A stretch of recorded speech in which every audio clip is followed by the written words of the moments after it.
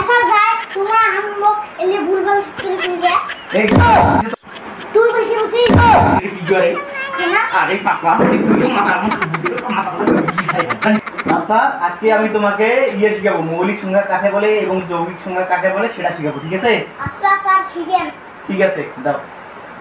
তাহলে প্রধানত আমরা সংখ্যাগুলোকে দুই ভাগে ভাগ করতে পারি কয় ভাগে দুই ভাগে এক হচ্ছে মৌলিক সংখ্যা একই সংখ্যা মৌলিক সংখ্যা আরেকটা হচ্ছে যৌগিক সংখ্যা এখানে দেখো যৌগিক সংখ্যা ঠিক আছে তাহলে সংখ্যা প্রধানত কয় প্রকার দুই প্রকার কি কি মৌলিক সংখ্যা আর যৌগিক সংখ্যা তাহলে কি কি বলো তো মৌলিক সংখ্যা আর যৌগিক সংখ্যা যৌগিক সংখ্যা মনে থাকবে হ্যাঁ শোনাও শোনাও আচ্ছা মৌলিক সংখ্যা দেখো এবার দেখো মৌলিক সংখ্যা কি সংখ্যা মৌলিক সংখ্যা তাহলে যে সংখ্যাকে ভাঙা বা বিশ্লেষণ করা যায় না সেগুলোকে মৌলিক সংখ্যা বলে আর যৌগিক সংখ্যা যে সংখ্যাকে ভাঙা বা বিশ্লেষণ করা যায় তাকে যৌগিক সংখ্যা বলে এবার দেখো আমি তোমাকে মৌলিক সংখ্যা কয়েকটি উদাহরণ দিচ্ছি দেখো যেমন মনে করো 3 5 11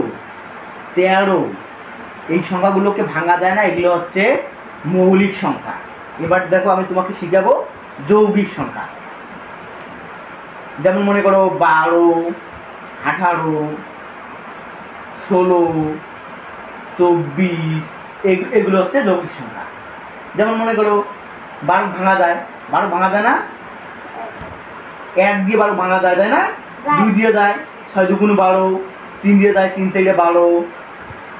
তারপর 4 দিয়ে যায় 6 দিয়ে যায় 12 দিয়ে যায় তাই না তাহলে 12 1 2 3 4 6 12 এই সংখ্যাগুলো দিয়ে ভাঙা যায় না এই কারণে এর নাম হচ্ছে যৌগিক সংখ্যা এবার আমরা দেখব মৌলিক সংখ্যা দেখো